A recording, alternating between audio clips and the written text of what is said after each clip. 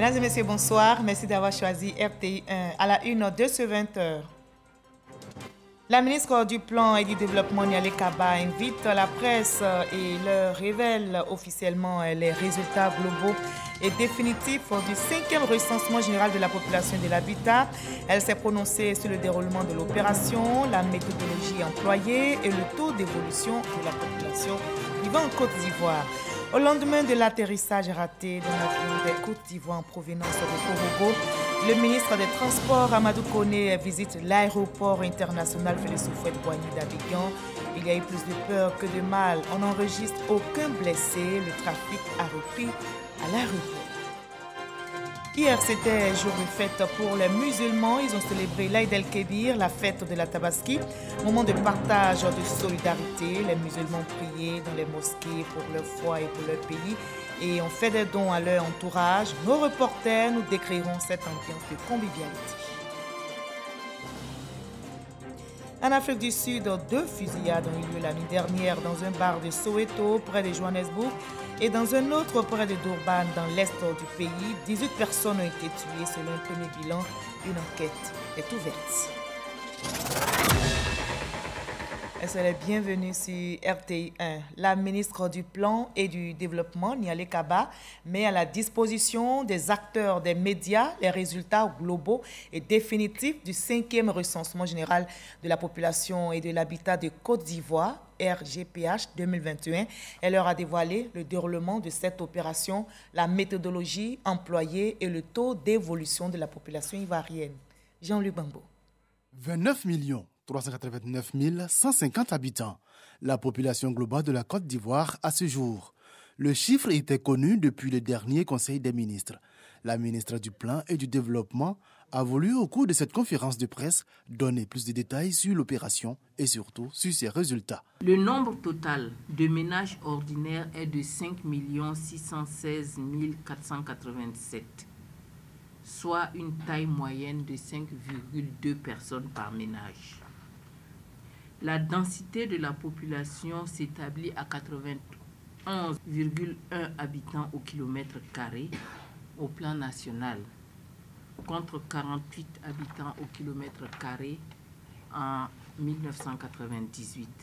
Si la population de la Côte d'Ivoire a augmenté de 2,9% en 1998 et 2021, on note que le taux de croissance globale, lui, est en constante baisse. Au regard des taux observés entre 1975 et 1988, 3,8%, et 1988 et 1998, 3,3%, on note que le rythme de croissance de la population ivoirienne est en constante baisse selon les différents recensements. Comme autre résultat clé de ces recensements, on note que les populations de sexe masculin sont plus nombreuses en Côte d'Ivoire. 15 344 990 contre 14 44 160 femmes. 75% de la population a moins de 35 ans. Le pays compte 6 435 835 étrangers, soit 22% de la population. En 1998, on en comptait 26%. Pour les partenaires de l'opération, le recensement de la population 2021 a été un véritable succès. Le recensement de la population 2021 de la Côte d'Ivoire, pour de nombreux experts, est un exemple à suivre dans les pays de la région à plusieurs égards, et j'aimerais citer la très bonne qualité technologique des tablettes utilisées, la maîtrise du contexte par le gouvernement avec la vaccination des agents recenseurs, la qualité de la formation, l'excellente maîtrise technique et les performances enregistrées dans la collecte. 2 activités majeures restent à réaliser pour finaliser l'opération. Il s'agit de l'analyse, la publication et la diffusion des résultats, ainsi que l'anonymisation et l'archivage des données jusqu'à mi-2024. Le ministre des Transports, Amadou Koné, s'est rendu à l'aéroport international Félix Houphouët-Boigny d'Abidjan au lendemain de l'atterrissage raté d'un avion des Côtes d'Ivoire. L'appareil était en provenance de Korogo ce samedi et il y a eu plus de peur que de mal. Le pire a été évité. On n'enregistre aucun blessé. Les passagers membres d'équipage ont pu être évacués sains et saufs. Le trafic aérien quelque peu perturbé a bel et bien repris. Et un autre drame qui a été circonscrit, il s'agit d'un incendie déclenché ce dimanche au deuxième étage de la tour E au plateau aux alentours de 15 h. Le feu a touché 2 bureaux de la direction des grandes entreprises. Une direction est sous tutelle de la direction générale des impôts. Et cette direction se charge de mobiliser les recettes des impôts. Informé, le directeur général des impôts, Ouattarassi Abou, s'est rendu sur les lieux pour voir l'ampleur des dégâts. Aucune perte en vie humaine n'est enregistrée, mais on déplore d'énormes dégâts matériels. Les sapeurs-pompiers militaires alertés ont pu circonscrire le feu et la police criminelle est sur place pour identifier la cause de l'incendie. Nouvelle plus gaie à présent. Hier, c'était jour de fête pour les musulmans. Ils ont célébré l'Aïd el-Kébir, la fête de la Tabaski. À Boaké, dans la région de Béké, le ministre des Transports, Amadou Koné, a pris part à la prière aux côtés des fidèles de la mosquée centrale. L'imam a appelé à promouvoir la paix et l'unité dans notre pays. Kadès Sogodogo. Mosquée principale de Boaké, sise au quartier d'Ougouba. Il est un peu plus de 8h30 lorsque l'imam central de la ville, El Hadja Badiawari Touré, arrive pour officier la prière de l'Aïd el-Kébir. Pour des raisons de pluviométrie, la prière se fait cette année à l'intérieur de la mosquée. Les 2 rakats consacrés achevés va suivre l'immolation du mouton, signe de soumission à Dieu. Le sacrifice d'Abraham que chaque famille musulmane qui en a les moyens se devra d'imiter en ce jour. La prière, c'est aussi le sermon. El Hadja Badiawari Touré a insisté sur la nécessité pour chaque enfant de ce pays d'œuvrer pour une paix durable. Parmi les fidèles présents à la prière, le ministre Amadou Koné qui a prié pour le pays et Boaké. On connaît la situation en Ukraine qui a des conséquences sur le monde entier. Dans notre pays, en ce qui concerne donc l'approvisionnement notamment en pétrole et en céréales, donc, qui rend la vie difficile un peu pour tout le monde. Donc, nous avons prié donc, pour la paix dans le monde, prié aussi pour la paix dans la sous-région, prié pour la Côte d'Ivoire bien entendu et pour le président de la République. Le ministre-gouverneur Jean-Claude Kouassi, le maire Djibo Youssouf Nicolas, des guides religieux chrétiens, des chefs traditionnels et de communautés, des cadres de l'administration de Boaké étaient présents aux côtés des fidèles musulmans en ce jour de la Tabaski. Et hier également, un jour de la Tabaski, les musulmans de Benogosso, dans la commune de Port-Boué et à Ndossi, ont pris part à la prière. Une prière suivie de sacrifices de moutons pour perpétuer la tradition islamique, nous rapportent Konaté Ngamblé et Abou Sanogo. Benogosso, dans la commune de Port-Boué, les fidèles musulmans se sont retrouvés sur l'esplanade de la mosquée Zinab Tangara pour effectuer ensemble les 2 rakats recommandés par l'Aïd el-Kébir. Le sermon de l'imam Sidibé Mamadou a été orienté vers l'actualité et l'importance de la Tabaski pour les fidèles musulmans. La fête de Tabaski, c'était un jour de grâce, un jour de valeur, un jour où Allah subhanahu wa ta'ala est fier de ses créatures. Après ce sermon, il a sacrifié un mouton pour perpétuer l'acte d'Abraham. Sur le coup d'envoi du rite, le chef du village de Benogosso et bien d'autres fidèles sont vite rentrés chez eux pour immoler leurs moutons. Les femmes, elles, s'activent à éplucher les légumes destinés aux différents repas. Ici, comme un peu partout, les dispositions ont été prises pour commémorer chaleureusement le sacrifice d'Abraham. C'est dans l'allégresse, mais surtout dans la spiritualité, que les fidèles musulmans de Ndossi, bravant la fine pluie, ont fait la prière de l'Aïd el-Kébir à la grande mosquée de la ville. En présence des autorités administratives et politiques de la cité, l'imam El Hadj Diaby Youssouf s'est félicité de ce grand moment de foi et d'adoration à Allah. Il a invité l'ensemble des fidèles à l'union, à la cohésion et à l'action pour le développement de cette jeune commune. Il a également fait des prières pour le président de la République Alassane Ouattara et pour l'ensemble des filles et fils de la Côte d'Ivoire en général et de Ndossi-Bolville en particulier. À l'issue, ce sont plusieurs familles heureuses d'immoler leurs moutons et autres bœufs qui se sont donnés à cœur joie pour cette célébration de la Tabaski. L'Aïd el-Kébir est aussi un moment de partage, de solidarité. Les musulmans, vous allez le voir, ont prié dans les mosquées pour leur foi, pour leur pays, sans oublier de faire des dons à leur entourage. Nos reporters Frédéric Olaï et Sephora Zegui nous conduisent dans quelques familles pour nous faire revivre l'ambiance de convivialité. Tabaski, une fête qui rime avec la prière, mais aussi le partage. La prière achevée, place à la réjouissance. Dans cette famille à Cocody-Angré, l'ambiance est conviviale. Chant, pas de danse pour accompagner les jeunes filles à la tâche pour faire cuire les derniers morceaux de viande.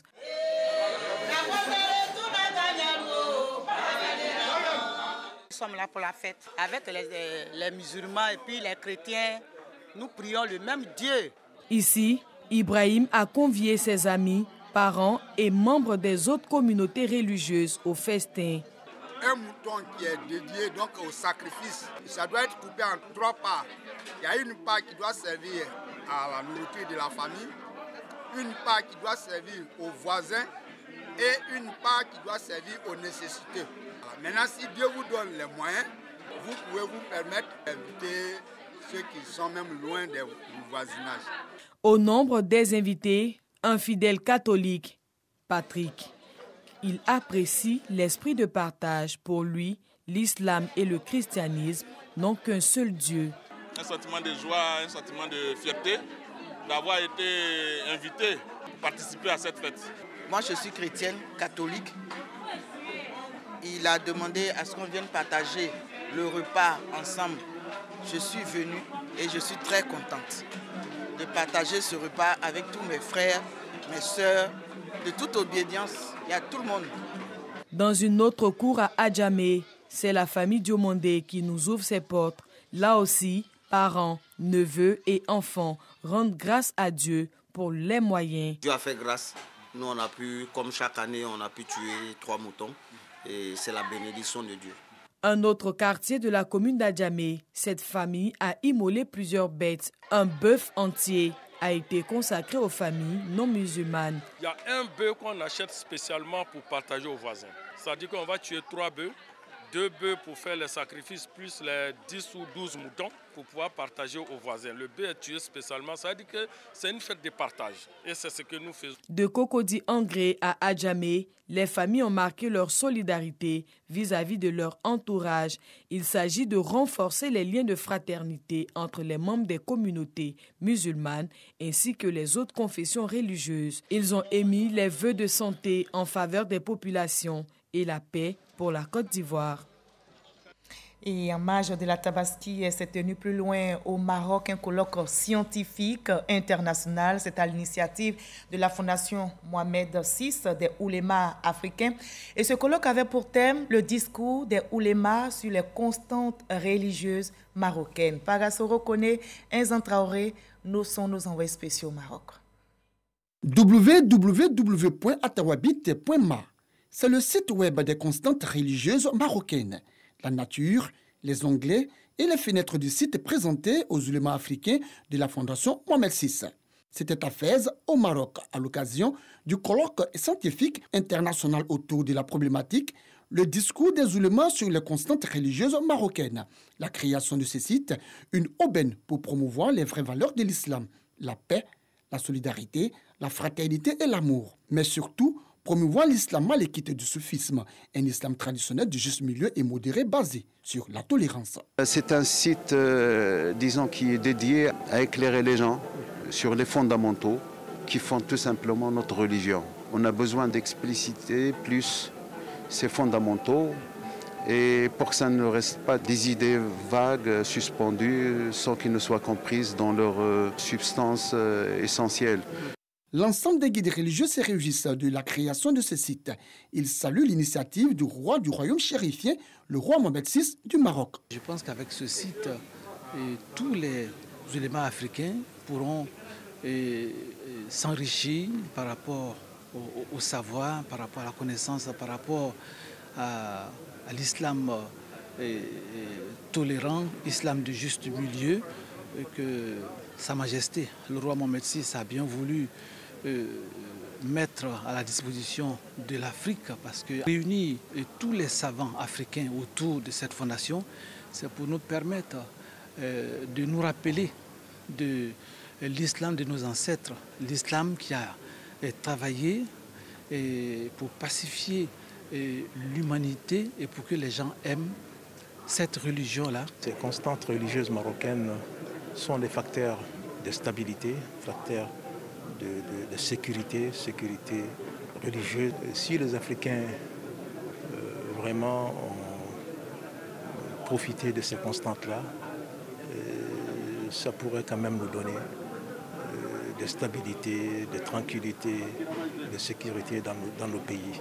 Cette conférence scientifique sur les constantes religieuses marocaines a été meublée par ateliers, débats, prières et bénédictions pour le roi Mohamed VI, commandant des croyants, mais aussi pour la paix et la cohésion en Afrique.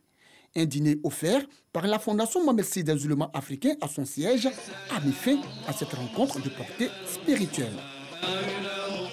Les chrétiens participent aussi à l'édification de la paix. Ici, en Côte d'Ivoire, les fidèles de l'église ambassade de Miracle se sont réunis au Palais de la Culture de Treichville pour un grand moment de prière, d'adoration, de louange en faveur de la paix dans notre pays. Éric Goré. Une marée humaine blanche à la salle Anoumambo, en plein cœur du Palais de la Culture de Treichville. Ces fidèles chrétiens vêtus de blanc symbolisent leur présence de cette façon. Ils aspirent à une paix durable en Côte d'Ivoire, un vœu très cher à leurs yeux. C'est pourquoi ils sont venus ici pour adorer le Seigneur.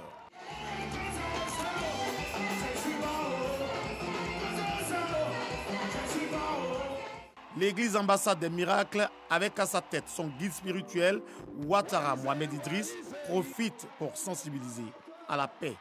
La paix est une denrée importante de laquelle toutes les nations doivent se nourrir pour amorcer un développement à tous les niveaux. Et nous nous inscrivons en tant qu'hommes de Dieu dans la logique de la prière pour que le pays soit en paix.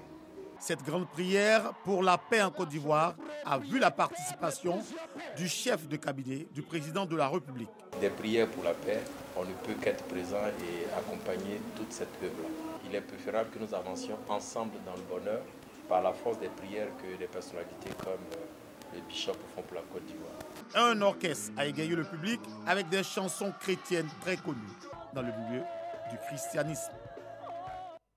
Et ces prières accompagnent le programme Filets sociaux productifs, initiative du gouvernement ivoirien qui consiste en l'octroi sur 3 ans d'allocation trimestrielle d'un montant de 36 000 francs CFA aux ménages vulnérables concernés. Mais quel est l'objectif de ce programme? Combien de ménages sont-ils visés? Quel bilan depuis sa mise en vigueur? Ce sont autant de questions imposées par Hamza Diaby tout à l'heure à 13h à la ministre Miss Belmondogo. Elle était l'invitée du Dimanche Magazine. Voyons un extrait de leurs échanges.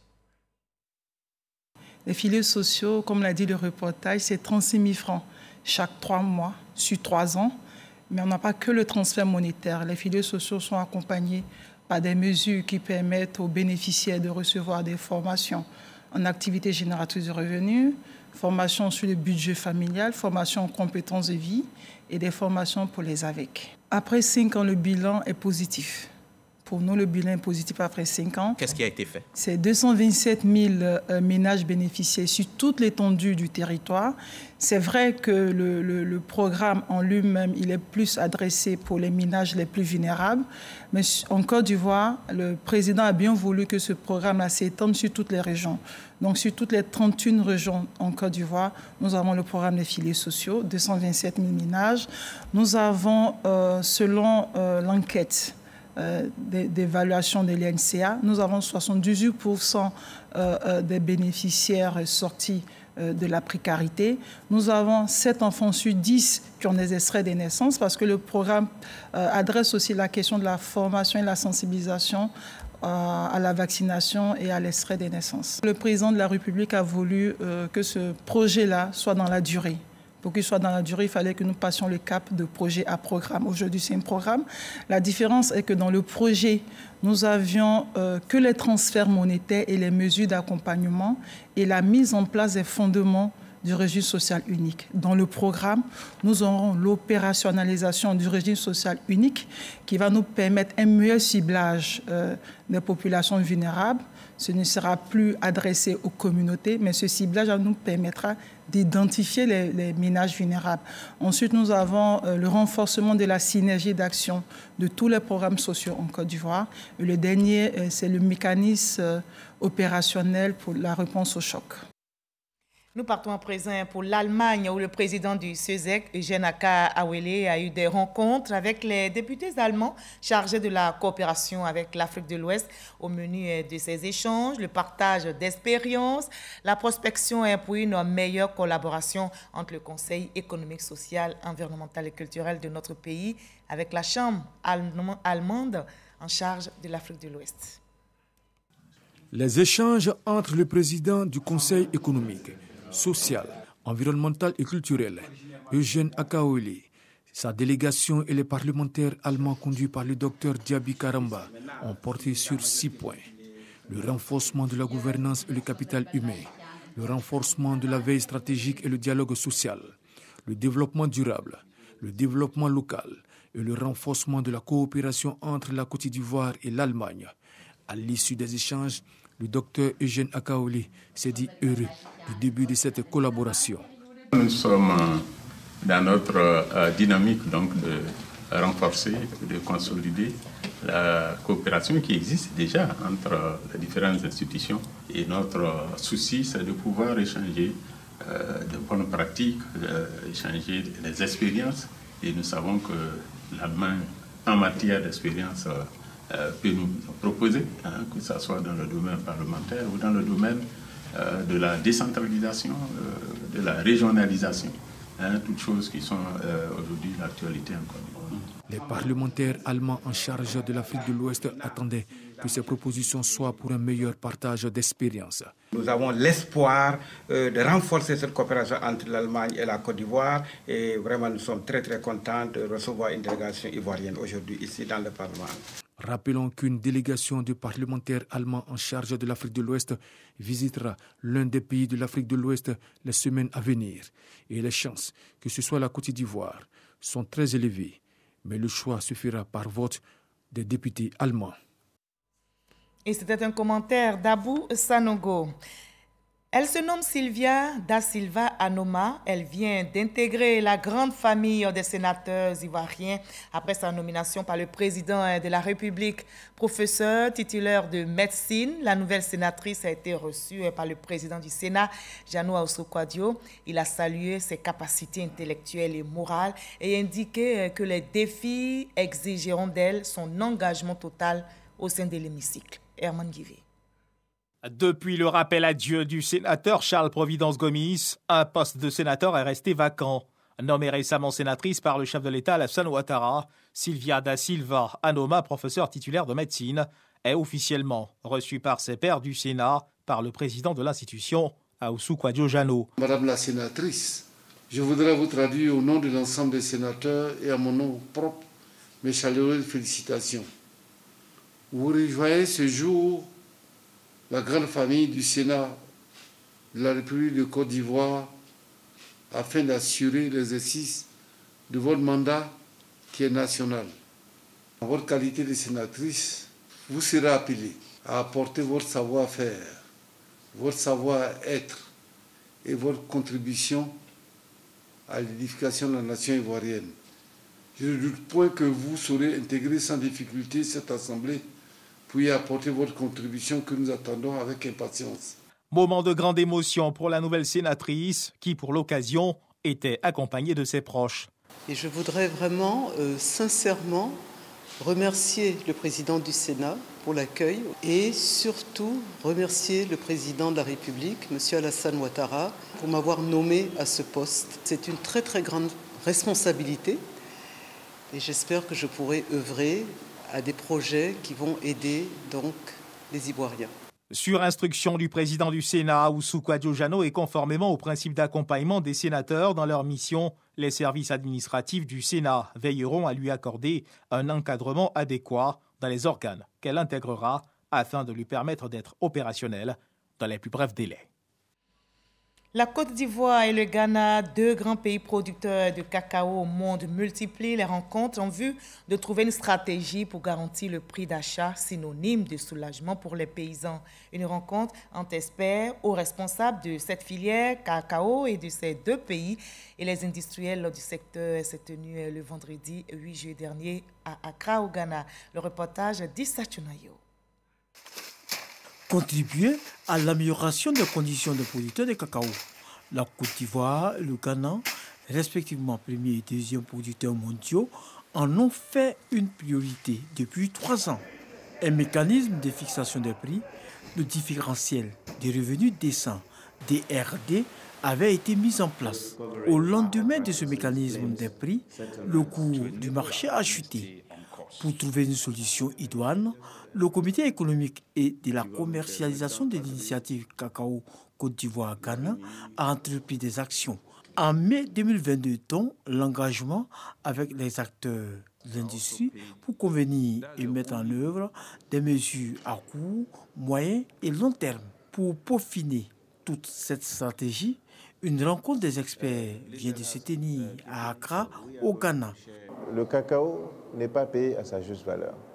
Nous allons mettre un groupe de travail sur ces questions-là, avec des experts techniques, pour faire des propositions très claires sur les adaptations du marché et comment est-ce que nous pouvons assurer que le mécanisme du DRD s'intègre dans le contexte du marché international.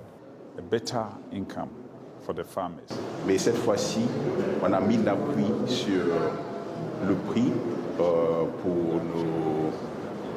pour nos paysans. Alors, on s'est trouvé autour de la table avec l'industrie, les chocolatiers et les traders pour se mettre d'accord sur le prix. Les responsables d'industrie du cacao s'engagent à jouer leur partition. Nous nous engageons à essayer, dans la mesure du possible, en partenariat avec le CCC, son directeur général, et le Cocoa Board avec M. Aïdou, de promouvoir, d'aider et d'arriver au maximum pour une rémunération la plus juste possible et la plus profitable. Le directeur général du Conseil Café Cacao salue les décisions prises à Accra. Dans le pacte économique, il y a un engagement fort pour faire en sorte que le différentiel qui rémunère chaque pays ne soit plus négatif. Il y a également un engagement fort pour faire en sorte que les planteurs pour lesquels nous nous sommes engagés à donner au moins 60 à 70% du prix du marché, que ce défi soit toujours relevé.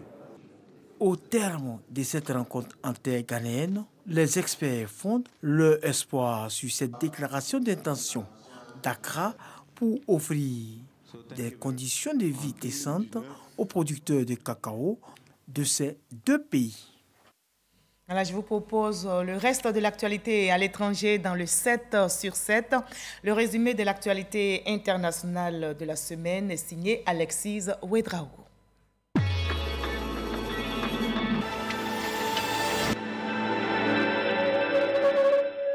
Le président russe Vladimir Poutine a ordonné lundi à ses forces de poursuivre leur offensive dans l'est de l'Ukraine, après la conquête de l'intégralité de la région du Lugansk.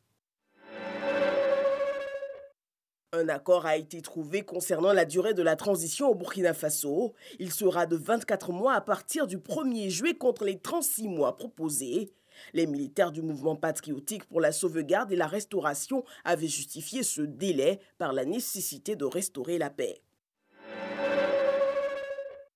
Après 2 ans en format réduit pour cause de Covid-19, 1 million de musulmans vaccinés ont été autorisés cette année à effectuer le Hajj. L'ancien président burkinabé Blaise Compaoré est arrivé à Ouagadougou jeudi où il participe à une rencontre avec l'ex-président Jean-Baptiste Ouedraogo et le lieutenant-colonel Paul-Henri Damiba pour accélérer la réconciliation nationale. C'est la première fois que l'ancien dirigeant foule le sol de son pays depuis octobre 2014. L'ancien Premier ministre japonais Shinzo Abe est décédé vendredi, atteint par des tirs alors qu'il prononçait un discours de campagne dans l'ouest du pays en vue des élections sénatoriales ce dimanche. Le suspect a été arrêté, un Japonais de 41 ans.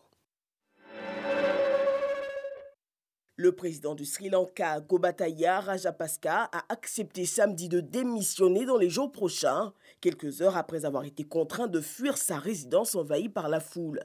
Pour assurer une transition pacifique, le président a annoncé sa démission le 13 juin, a indiqué le président du Parlement. L'Afrique du Sud endeuillée ce dimanche par 2 tueries dans des bars de quartiers populaires. Dans la nuit de samedi à dimanche, 15 personnes sont mortes et 9 autres blessées dans une taverne de Soweto. Une deuxième tuerie a également eu lieu dans une taverne, cette fois près de Durban, dans l'est du pays. 4 personnes tuées et 8 autres blessées.